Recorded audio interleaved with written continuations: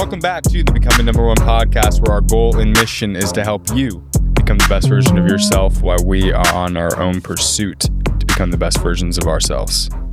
Welcome back, buddy. Welcome back, Aidan. There's that smile. I had this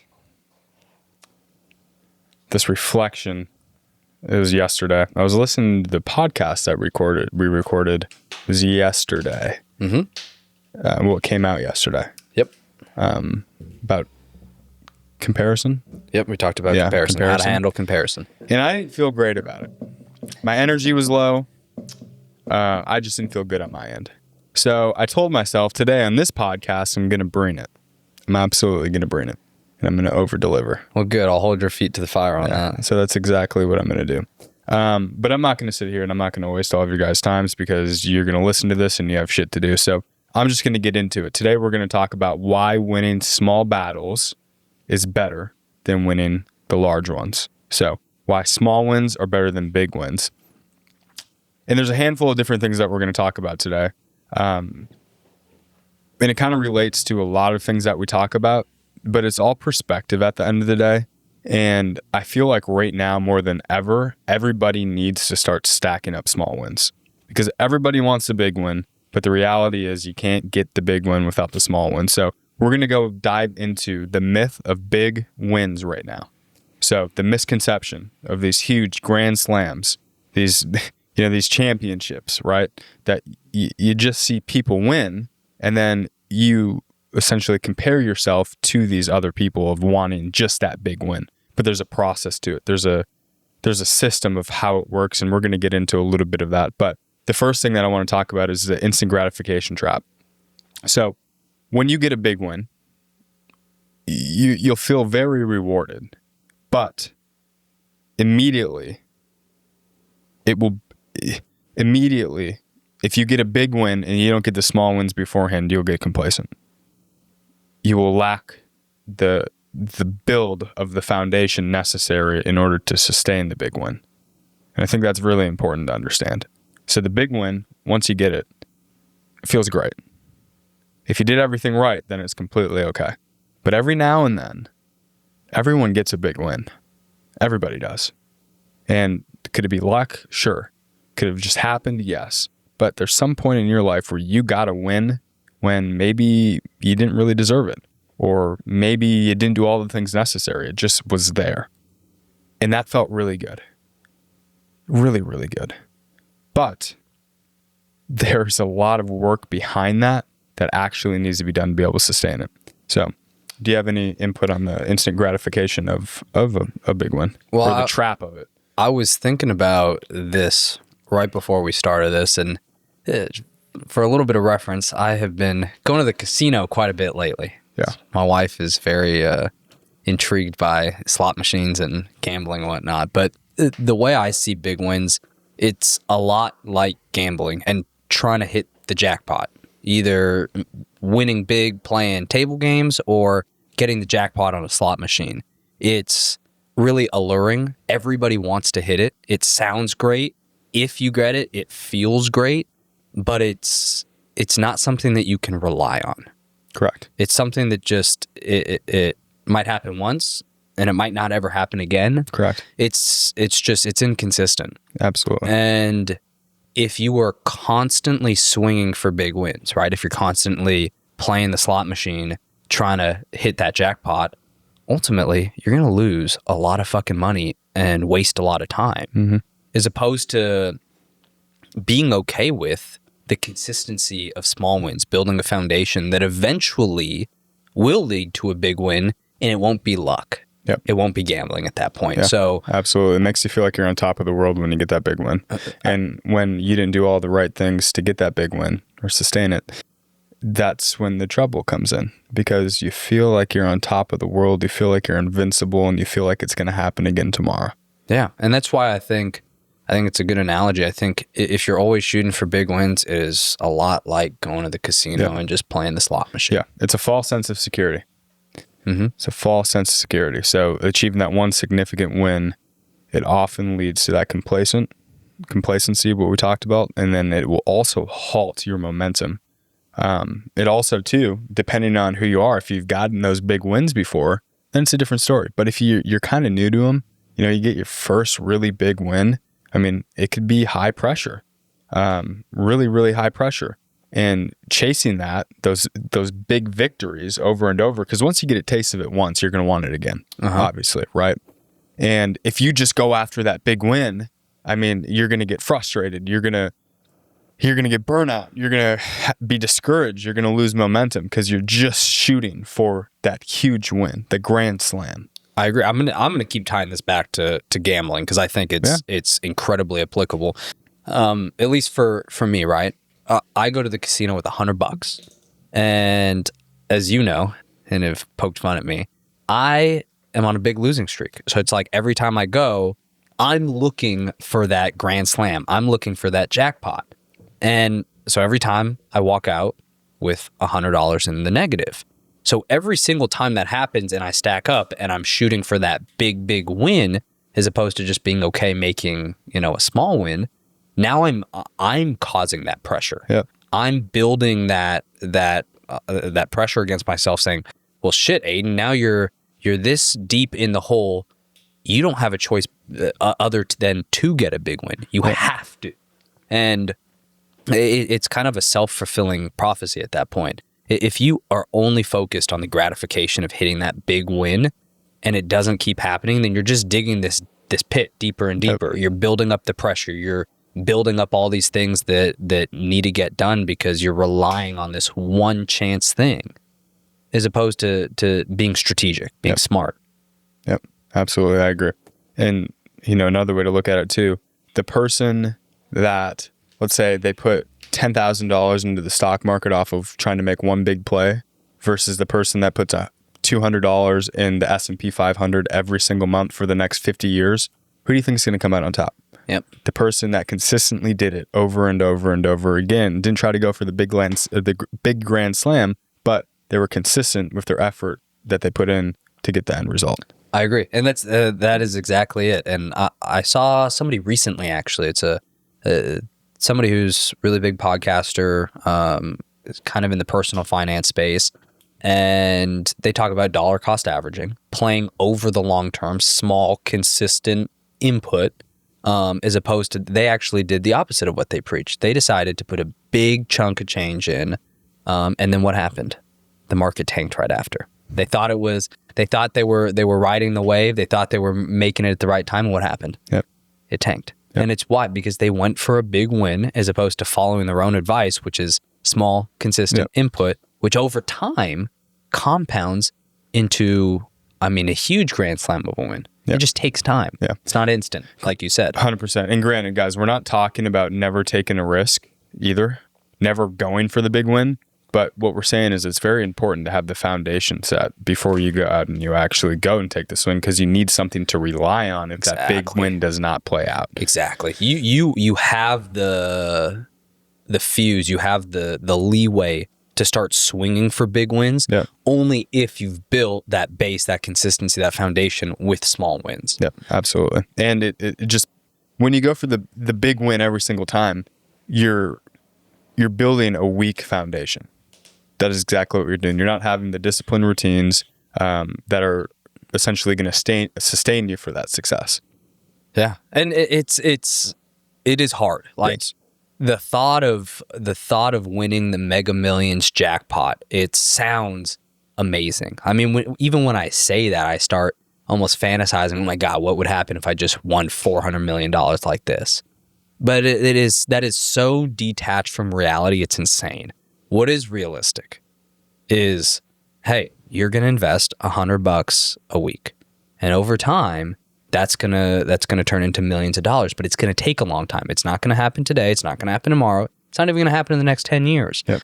But you're playing the long game. You're taking these small wins, and that ultimately is going to be a lot more reliable to success long term than anything else. Yeah, absolutely. So obviously the next part of that we're going to talk about now is the power of the small battles, the power of the small wins. And obviously we've talked about momentum, 15 million times. That all plays into this as well. But the consistency of the small, repeatable actions that you do over and over and over again, that creates the champions. That creates the the number ones in the world. Is that very thing right there, is the small, consistent actions over and over and over again. And that's what will take someone like me or someone like Aidan that, didn't come from a super wealthy family or a super high status family. And that allows us to be able to create over time and build ourselves up. That can take the average man, the consistent inputs every single day will take the average man and turn them into an extraordinary man. It's the small, consistent inputs every single day. Yeah, I'm also thinking. I was thinking about Kobe with this, because a lot of really successful people use him as an example. He stacked small wins all the time. His small wins were getting there early to practice, staying there late after practice, giving it his all. Those were his small wins. And what did that allow? That allowed him to capture the big wins. Yep. That allowed him to swing on the big wins with the resume, the skill set, the experience to actually make it a worthwhile shot and not a gamble. Yep. So, and here's the thing, it's tough because the small wins aren't nearly as gratifying as the fucking tough, or as the big wins. Yep. They're not. But at the end of the day, those are the ones that matter. Absolutely. They really are. You said this, I don't remember when it was. Might have been on the last podcast episode, or you might have just said it today. It's the grind, it's the work, not the result. Correct. Right? I don't remember when you said that, but you said it today, and it's exactly what this whole thing is. It's you want to get attached to the work. Correct. And not the end result. And this is where, like you said, this plays into perspective. If you can shift your perspective to enjoying getting gratification, getting fulfillment out of the journey as opposed to the end result, that's gonna provide for longevity. Because at the end of the day, I think the game that all of us need to be playing is the longevity game. Yep. If we're playing the 1 year, 2 year, 5 year game, well, here today, gone tomorrow. Shit, life's gonna be pretty short for you. I'm playing the till I die game. Yep. And you're not gonna sustain that swinging hard all the time. Yep. You gotta stack small. 100%. So we have consistency, right? This is the power of the small wins. You got to have the consistency. And remember, all this adds up to the win at the end of the day. So you got the consistency. And then you have to have the discipline. The discipline is the bridge between your goals and then the reality of it actually happening. So the consistency with doing all the inputs every single day, and then the discipline of maintaining those. And that is the bridge to see those goals, those visions come clear in reality. Yeah, it is the idea of compound interest. Yep. Or compounding. Yeah. It's exactly the incremental progress. Yeah. It adds up over and over again. It's just like I've been golfing a lot recently. It's summertime. I love golf. And I started the season. I had a terrible slice. For you non-golfers, a slice is where it goes right, far right. And when you're golfing and there's a fairway, that could be very challenging or discouraging because you want to hit it straight. And I'm like, shit, I need to figure this out. So I've been at the range, just hitting golf balls over and over and over and over and over again. I even got this hitting pad to fix my swing because I became obsessed with, hey, I need to get this down because one, I really want to get good at golf, and two, it's something that I can do for a very long time. So I do want to be good at it, but I'm tired of this. So I'm working on it. I'm at the range. I'm hitting balls hundreds of balls over and over again. And I finally was able to get it fixed just because I had the consistency of hitting the balls all the time and I had the discipline to keep doing it. You had the reps. Exactly. And what do you know? The incremental progress had added up. Now my result is me not hitting the ball far to the right anymore. So that's very important. And there's a study that I want to go over with you guys. It was in 2024. Study on, it's from the book Atomic Habits. It showed that a 1% improvement each day leads to nearly 37 times better results after 1 year. And then plus you have real world psychology research that tells us it takes around 66 days, guys, that's it, for small actions to turn into automatic habits. So let's say you have a smoking addiction. It only takes you 66 days of consistent effort to put the cigarette down and not put it in your mouth for it to become a habit where you don't do it anymore? 66 days. I'm sure we could, if we sat around and thought about it long enough, we could come up with an equation for it. But if results are the outcome you're looking for, part of the formula that goes into equaling that result is time. Yep. And the longer that time exponent is, the more likely the results are, and the better the results are. So that just goes to show that if you want results in anything, it takes time. Absolutely. And as we all know, yes, some people more than others can truck super hard, super intense for long amounts of time. Everybody has a fuse on that. So if you're going to play the time game, you need to be strategic with it. Yep. Maybe it's giving 99% instead of 100%, but it takes time. Yep. And that's where this consistency aspect comes in. Absolutely. And I'm glad you brought that up, because the next segment in this is why the consistency beats the intensity. So the consistency being the small wins. Small but a lot as opposed to versus the intensity of taking the big swing and trying to knock it out the park. And obviously we just talked about compounding results, right? Mm-hmm. It adds up time and time again. But one thing that I think goes unnoticed is the reliable momentum that you get, the effort that you put in each day, and you get those small wins. And when you put your head on your pillow at night and you're closing your eyes and you're about to go to sleep, you can tell yourself, hey, I did this, I did that, and I did this. And then you feel really good about it. So then the next day you wake up and you look forward to doing it again, because you're chasing that same feeling of that excellence that you created for yourself. I think I don't know why I didn't piece it together, but consistency and reliability go hand in hand. Absolutely. And I think that most people aren't conscious about how important consistency is to them. Yep. If you lived every day wondering if you were going to have a roof over your head that night, you would be in stress mode, high cortisol mode all the fucking time. If you didn't know that you were going to have, potable water or food every single day, you would be in high cortisol mode all the time. Consistency is I think foundational to living a productive life at all. Same with, let's extrapolate that out. Anybody who's ever been in like a commission only job, they understand how important reliable money is, reliable income is. We can tie this all together. Reliability is super important. That's why reliability is a really important trait that people look in others. Mm-hmm. That's why having ride or die partners and friends is so valuable. Yep. Especially now more than ever. It's reliability. And reliability and consistency, they go together. Hand in hand. Yeah. So if you can reliably have these wins, reliably be stacking all the time, well, shit, you're going to build confidence. Yep. You're going to be operating at a higher level. You get all these add-ons. Exactly. benefits. Yeah, you're going to be operating at a higher level because you feel good and everything's energy. When you have the energy of you getting the wins all the time, you're going to make yourself want to continue to chase those. Yeah, because let's be real. Losing over and over and over again in hopes of having a big win, it sucks. Yeah, it's demoralizing. 100%. No one wants to get out of bed when they know they're going to get their ass kicked. Yeah. True. No one wants to, but when the person that can get out of bed knowing that they have control over the things for them to do in order to win, they are going to get out happily and go and do it because they're going to feel great about it. And energy is the most important thing. So yes, absolutely. They go hand in hand.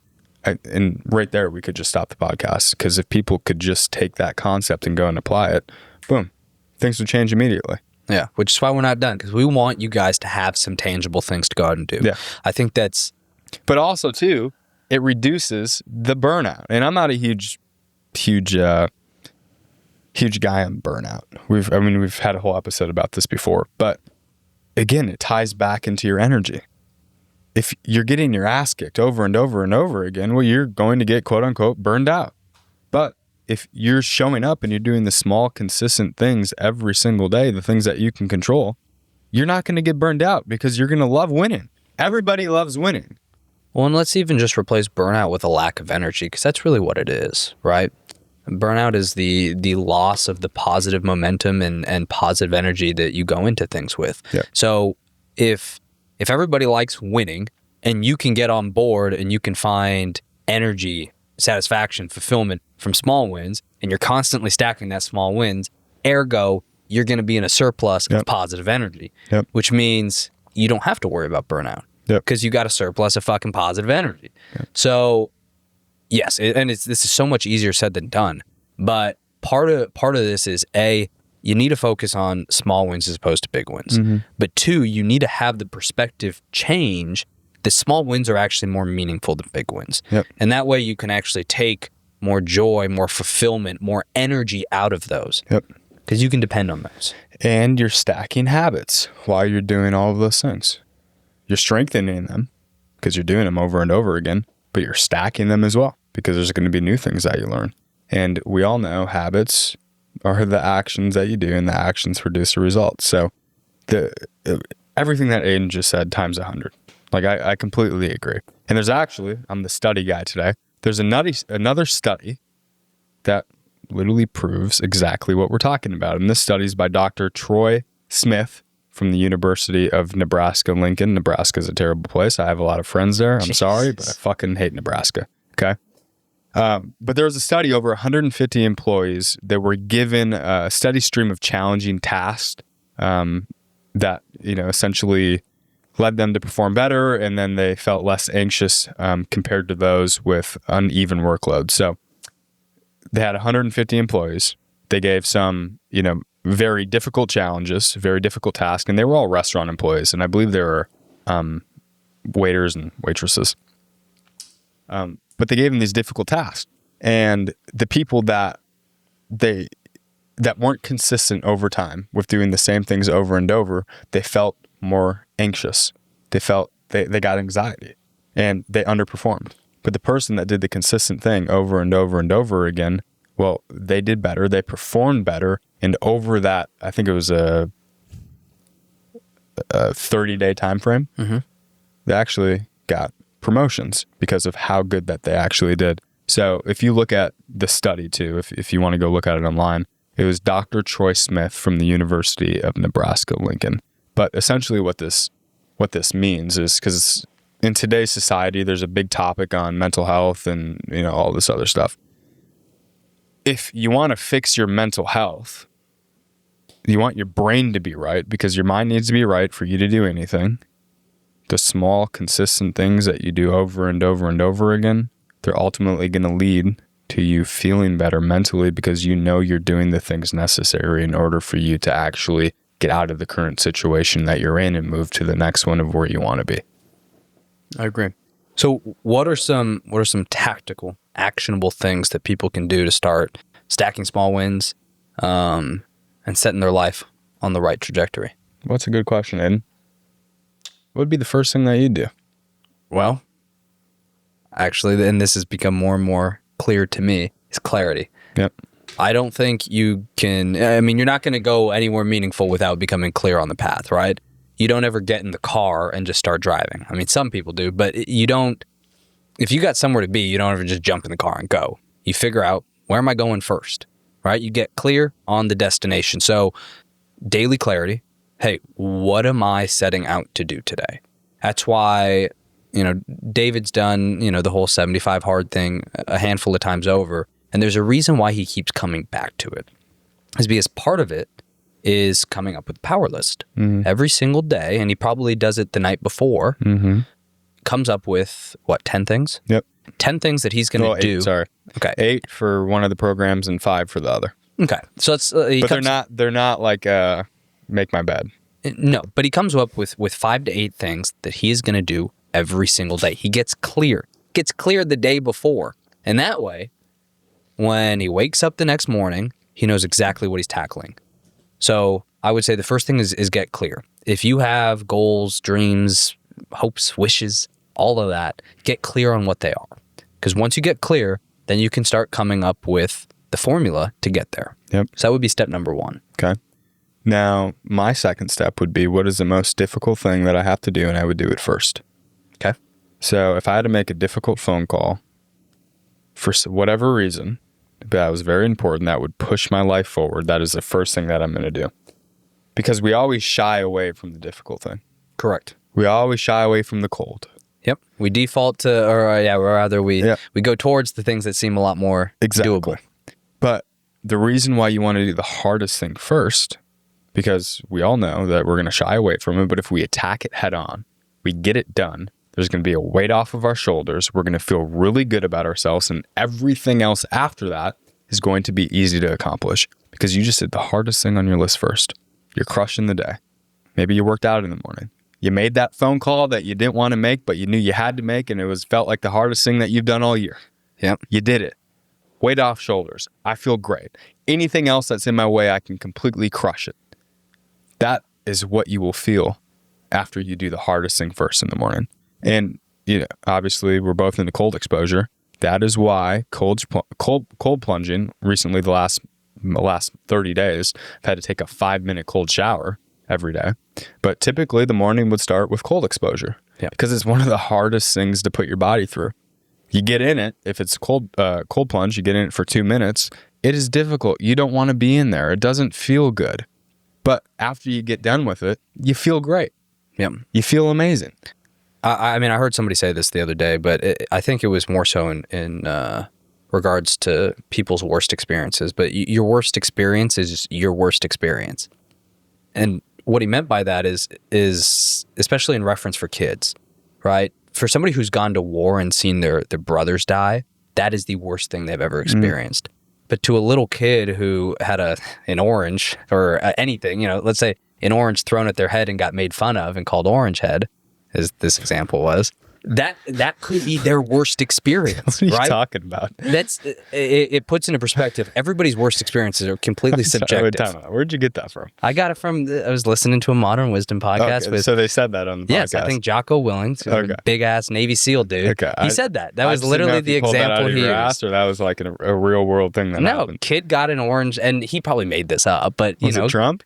No, kid gets an orange thrown in his head and everybody teases him and calls him Orange Head. Like that might be his worst experience. Yeah. But you can't diminish that because to that person it is their worst experience. And it goes to show everybody's most difficult thing to do in a day, it's going to be different. For some person, it might actually be working out. Yeah. Versus me or you, like, fuck, that might be the easiest part of the day. It's working out. Go to the gym. For somebody else, like you said, it could be a hard conversation. It could be looking over your finances. It could be calling the credit card company. Whatever it is, do your hard thing first. And don't let anybody else's input matter, because somebody might look at that and say, oh, that's not that hard. Yep. But you're only going to be hurting yourself. You know what your heart is. You know what you've been avoiding. That is the first thing you should do every day. Because you're right. If you can truly tackle your hardest thing for the day, everything else is easier. Everything else is easier. And the flip side of that is if you put off your hardest thing, then your day is actually ultimately going to be less and less productive. Yep. I know when I've pushed off the hardest thing in my day, I'm not as productive doing all the other things because I'm slowly wasting time just thinking about how I don't want to do the hard thing. Yep. So if you get that fucking thing done from the get-go, well, guess what? Smooth sailing. Smooth sailing. Yeah. Next thing's micro commitments. Right. So we're breaking larger goals into smaller manageable tasks that feel like they're easy to accomplish. So what is the goal that I want to achieve? What can I do today to get me one step closer to that? Micro commitments. Next, we track our wins. It's very important. I have a whole notebook somewhere. It's in my backpack. It's a power list. Okay. And in that power list, this is exactly what Aidan was talking about earlier. Those 5 to 8 things that I write down. I write the 5 to 8 things down. On the bottom of the page, I have a W/L section. If I cross all 5 things off, I go and I circle the W. That means I won the day. I did all the things that I said I was going to do. So I have this whole book, and I used to use these yellow notepads, right? So they're not the spiral notebooks. They're just the yellow notepads. For some reason, I like those. And I have a whole bunch of them that are just my power list from years ago, from 2020, from 2021. And that is what I do. And I can go back and I can flip through and I can see all of my wins that I've had. So if I'm feeling discouraged, I can look at it and say, oh man, I won here. I won here. I won a month straight without missing a single day of me losing. oh, like, this is fine. I'm good. So I have this undeniable stack of proof of the things that I say I'm going to do that I do, which ultimately gives me confidence to go and to do the things that I might have to do today, or to make the hard phone call. Or maybe when I'm not in a good spot, I can lift myself out of it because I remind myself of who I am. So it's very important to track your wins. And I mean, after that, the next thing is to actually not just track them, but enjoy them. Yes. Celebrate them. Correct. And we don't mean, throw a fucking party every time you have a small win. Correct. No, but even just a moment of reflection. Yeah. A moment of, nice, good job. Yeah. Give yourself a pat on the back. Is good. And you know what? Every once in a while, maybe do something a little bit more substantial. Or if you've had enough small wins stacked up that they actually form like a big win, okay, celebrate it. Mm-hmm. Because ultimately, that's the positive reinforcement that's going to allow you to continue to go when times get hard. Yeah. That's part of building. That's part of building. What's the D word I'm missing? Discipline. Okay. That's part of building discipline. Is rewarding and positive reinforcing the things that you struggle with. Absolutely. And finally, something that David had written down here that I think will actually just happen as a result of doing all these things is that you'll have a reframe, a perspective shift on setbacks. Yep. I think if you're able to do the 4 or 5 things that we just went over, your perspective on small wins, on setbacks, on all of it will start to change. Yep. You do the things every single day that will lead you closer to your goals, you will automatically get the big wins.